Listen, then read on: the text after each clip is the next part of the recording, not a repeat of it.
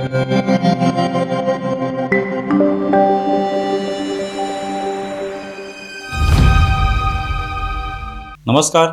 News डंकामध्ये मी महेश विचारे आपल्या सगळ्यांचं मनपूर्वक स्वागत करतो. मित्रांनो, न्यूज डंकाचं यूट्यूब चॅनल जर आपण सबस्क्राईब केलं नसेल तर सर्वप्रथम ते सबस्क्राईब करा. त्यामुळे आम्ही ज्या वेगवेगळ्या विषयांवर व्हिडिओ बनवतो ते आपल्यापर्यंत पोचू शकतील. मित्रांनो, सध्या ज्या पद्धतीने पश्चिम बंगालच्या निवडणुकीची सगळीकडे चर्चा सुरू आहे, जो काही तिकडे बदल मतदारांनी घडवून आणला त्याविषयी तर रोजच वेगवेगळ्या पद्धतीने चर्चा सुरू आहे. पण आणखी एक राज्य आहे ज्या ठिकाणच्या राजकारणाची सध्या चर्चा सुरू आहे आणि ते म्हणजे तामिळनाडू. कारण तामिळनाडूमध्ये जरी थलपती विजय यांच्या TVK पक्षाने 108 जागा जिंकलेल्या असल्या तरी देखील त्या ठिकाणी या पक्षाला पूर्ण बहुमत मिळालेलं नाही. तामिळनाडूमध्ये 234 जागा आहेत आणि बहुमतासाठी 118 हा आकडा आहे. तेवढं बहुमत जे आहे ते TVK पक्षाला मिळालेलं नाही. त्यामुळे अर्थातच अन्य पक्ष जे आहेत त्यांचा पाठिंबा घेऊन त्या ठिकाणी सत्ता स्थापन करता येऊ शकते. पण तुर्तास त्यांना आणखी काही आमदारांची गरज आहे. अशा वेळेला काँग्रेसने त्यांना पाठिंबा दिलेला आहे. काँग्रेसचे 5 आमदार निवडून आलेले आहेत आणि त्यामुळे फार तर 113 पर्यंत त्यांना आमदार जे आहेत ते मिळवता येऊ शकतात. पण आणखी 5 आमदारांची त्यांना आवश्यकता आहेच. मग ते आमदार कुठून आणले जाऊ शकतात हा मुख्य प्रश्न आहे. कारण आता 2 जे इतर पक्ष आहेत, DMK आणि AIDMK, या दोन्ही पक्षांकडे भरपूर आमदार आहेत. पण ते दोन्ही पक्ष TVKच्या विरोधातच होते किंवा TVKने त्यांच्या विरोधामध्ये ही पूर्ण निवडणूक लढवलेली आहे आणि त्यामुळे दोन्ही पक्ष जे आहेत ते TVKला काय पाठिंबा देण्याच्या मनस्थितीत नाहीत. अर्थात DMK तर देणारच नाही, कारण ते सत्तास्थानी होते. स्टॅलिन हे मुख्यमंत्री होते आणि त्यांचा पक्षच पराभूत झालेला आहे, त्यांचं सरकारच गेलेलं आहे. अशा पद्धतीत ते काही TVKला पाठिंबा देण्याचं प्रश्नच येत नाही. AIDMK जे आहेत ते पाठिंबा देऊ शकतात, पण त्यांनी तरी तुर्तास भूमिका घेतली की आम्ही TVKला पाठिंबा देणार नाही. त्यामुळे ही सगळी कोंडी झालेली. द्रमुक पक्षासोबत काँग्रेसची युती होती या निवडणुकीमध्ये आणि युती असल्यामुळे असं वाटत होतं की काँग्रेसचा काही पाठिंबा TVKला असणार नाही. पण त्यांनी सत्ता मिळते म्हटल्यावर टुणकन उडी मारली आणि ते लगेच TVK सोबत गेले आणि त्यांना पाठिंबा देऊन मोकळे झाले. त्यावर अर्थात द्रमुकने टीका पण केलेली की आमच्या पाठीत खंजीर खुपसला. त्यामुळे एरवी लोकांना गद्दार म्हणणारे हे जे काँग्रेसचे नेते आहेत ते आता यावर काय बोलणार आहेत हा प्रश्न आहे. आणि निवडणुकीत तर ते द्रमुकच्या सोबत होते, TVKच्या विरोधात निवडणूक लढवलेली आहे. अशा परिस्थितीत त्यांनी द्रमुकसोबतच राहायला पाहिजे होतं. पण त्यांनी सत्ता मिळते म्हटल्यावर लगेच त्यांनी आपलं स्थान बदललं आणि ते लगेच TVK सोबत आलेले आहेत. पण ते येऊनही फारसा उपयोग नाही आहे, कारण अजूनही 5 ते 6 आमदार त्यांना लागणार आहेत. मग आता हे आमदार कुठून आणायचे? आणि ते जरी मिळाले तरी बहुमते काठावरचंच होणार, म्हणजे 118 एवढेच आमदार होणार आहेत. ते काठावर बहुमत असणं हे सुद्धा त्या ठिकाणी त्रासदायकच आहे किंवा धोकादायक आहे. काही होऊ शकतं भविष्यामध्ये. त्याच्यापेक्षाही मोठं बहुमत असतं तर त्या ठिकाणी काहीतरी संधी होती की हे सरकार जे आहे ते स्थिर सरकार त्या ठिकाणी देता येऊ शकतं. त्याच्यात कोणत्याही प्रकारचा गोंधळ होणार नाही, सरकार पडण्याची शक्यता नसेल. पण आता जरी हे 6 आमदार कुठून तरी मिळाले तरी ते काठावरचंच बहुमत असेल आणि त्यामुळे एकूणच या राज्यामध्ये तामिळनाडूमध्ये एक गोंधळाची परिस्थिती, गुंतागुंतीची स्थिती निर्माण झालेली आहे. सरकार कसं स्थापन होणार हाच मुळात प्रश्न आहे. त्यामुळे निवडणुकीमध्ये जे काही झालं, आपण निकाल लागला त्याचा आनंद सगळ्यांनी साजरा केला. अगदी TVKचा सुद्धा हा मोठा एक प्रकारचा पराक्रमच होता. पहिलीच त्यांची विधानसभेची निवडणूक होती आणि त्यांनी दणदणीत यश मिळवलं. अर्थात त्याला कारणीभूत जे थलपती विजय हे अभिनेते आहेत त्यांची जी काही लोकप्रियता आहे ती त्याला कारणीभूत होती आणि त्यामुळे त्यांना दणदणीत असं लोकांनी मतदान केलं. पण ते बहुमताच्या जवळ गेलेलं नाहीये, त्यामुळे प्रश्न आहे. आणि आता विजय हे तर नवीन आहेत, म्हणजे राजकारणामध्ये सुद्धा नवीन आहेत. ते काय राजकीय नेते म्हणून कधी यापूर्वी काम करत नव्हते. आत्ता त्यांनी पक्ष स्थापन केला आणि एका पद्धतीने सुरुवात केलेली. अशा वेळेला जर राज्य चालवायचं तर सोबत अनुभवी लोक असणं आवश्यक आहे. आणि अशा वेळेला भक्कम पाठिंबा सुद्धा पाहिजे, कारण जे बाहेर असलेले आता पक्ष आहेत, DMK किंवा AIDMK, हे अनुभवी पक्ष आहेत. एकामागे एक अनेक निवडणुका त्यांनी जिंकलेल्या आहेत. कधी DMKची सत्ता राहिली आहे, कधी AIDMKची राहिलेली आहे. अशी सगळी परिस्थिती त्या ठिकाणी आहे. आणि अशा परिस्थितीत तो भक्कम पाठिंबा जर असेल कुठल्या एखाद्या मोठ्या पक्षाचा, तर विजय यांचं सरकार जे आहे ते तिथे तरून जाऊ शकतं, अन्यथा काहीच होणार नाही. आता जेव्हा विजय यांनी राज्यपाल राजेंद्र आर्लेकर यांच्याकडे ते गेले की आम्हाला सरकार स्थापन करायचे, तेव्हा राज्यपालांनी सांगितलं, तामिळनाडूचे राज्यपाल ते म्हणाले की तुम्ही 118 आमदार आम्हाला दाखवा आणि तुम्ही सरकार स्थापनेचा दावा करू शकता. पण त्यांच्याकडे 118 आमदार नाही आहेत तुर्तास. आता असं अनेक ठिकाणी होत असतं की जरी तुमच्याकडे बहुमत नसलं पूर्ण, तरी सर्वाधिक मोठा पक्ष जो निवडून येतो त्याला संधी दिली जाते.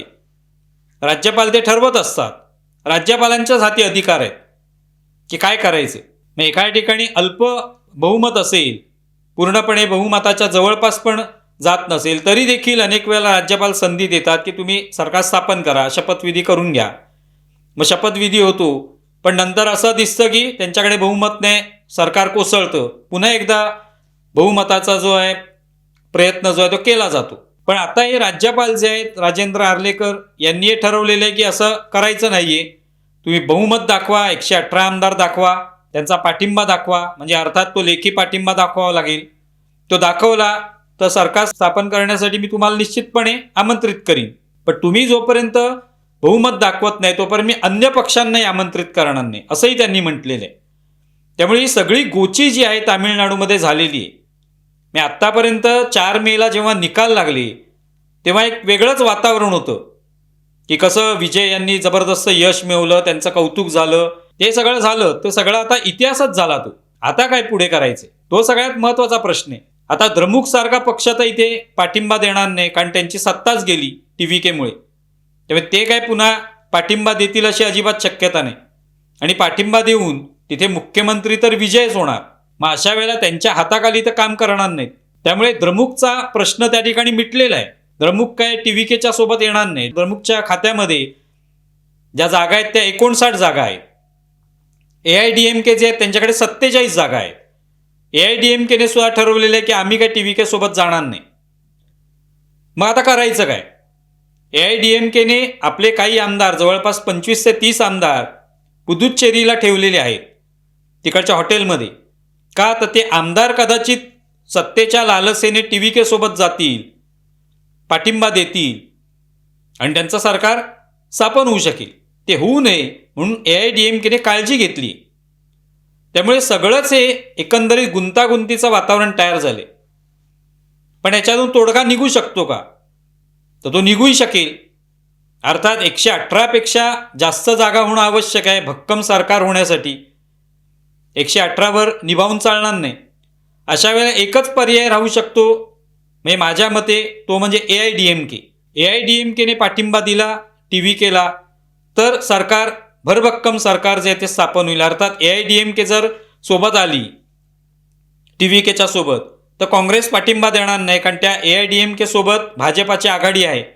आणि त्यांनी सांगितलेलं आहे काँग्रेसने की जातीयवादी वगैरे पक्ष असतील तर आम्ही काय पाठिंबा देणार नाही. त्यामुळे जर AIDMKने पाठिंबा दिला किंवा त्यांच्या आघाडीने पाठिंबा दिला तर स्वाभाविकच त्या ठिकाणी TVKचं सरकार जे ते स्थापन होऊ शकतं. मग आता सध्या तरी AIDMK तयारीत नाही पाठिंबा देण्याच्या. मग आता हे सगळं कोण घडवून आणणार, हा सगळा खेळ खेळणार कोण आहे.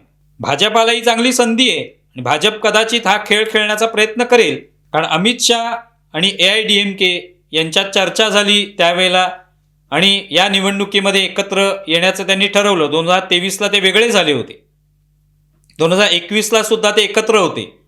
पण 2023मध्ये AIDMKच्या संदर्भामध्ये भाजपाच्या एका नेत्याने काही चुकीची विधानं केली, त्यामुळे ही जी त्यांच्यातली युती होती ही फुटली होती. पण पुन्हा एकदा या निवडणुकीच्या निमित्ताने ते एकत्र आलेत. अर्थात भाजपाला काय तिथे एकच जागा फक्त मिळालेली आहे. 33 जागा त्यांनी लढवल्या होत्या, एकच जागा त्यांना मिळाली. त्यामुळे तसंही त्यांच्या हाती काही नाही. एखादा पाठिंबा देऊन आपण सत्तेत जावं असं त्यांच्याकडे संधी नाही. पण हा खेळ मात्र ते खेळू शकतात.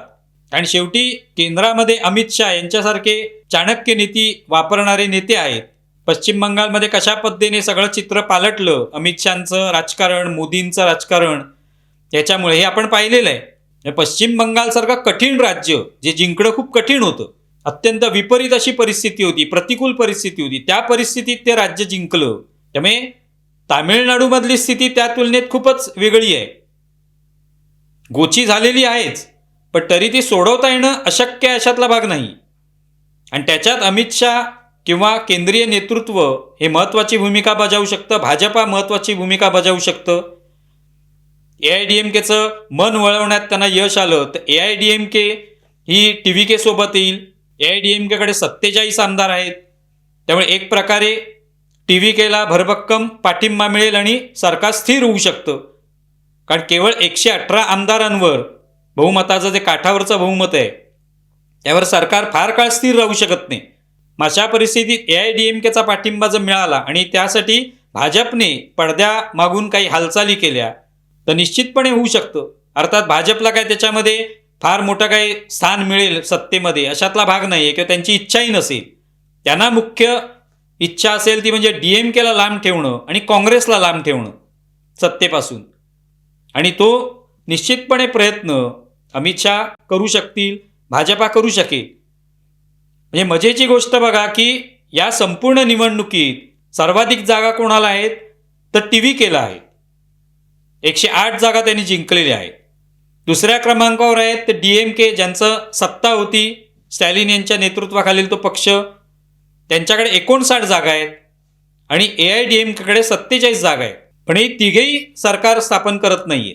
स्थापन कोण करू शकतं किंवा त्या ठिकाणी काहीतरी खेळ खेळू शकतं, पडद्याआडून काही हालचाली करू शकतं ते म्हणजे भाजप, ज्यांच्याकडे एकच जागा आहे. पण त्यांच्याकडे केंद्रीय नेतृत्व आहे, चाणक्य नीती आहे. याचा उपयोग इथे होऊ शकतो का हे आपल्याला पाहायचंय. अशी चर्चा होते की DMK आणि AIADMK सुद्धा एकत्र येतील, पण ते एकत्र येऊन फारसं काही साध्य होईल असं वाटत नाही. त्यांनाही 118 शेवटी जागा ज्या आहेत त्या आणाव्या लागते. आणि दोन्ही हे असे पक्ष आहेत की ते एकमेकाचे कट्टर वैरी आहेत, राजकीय वैरी आहेत. त्यामुळे ते एकत्र आले तरी पुढे ते कितपत सरकार चालवू शकतील हा प्रश्नच आहे.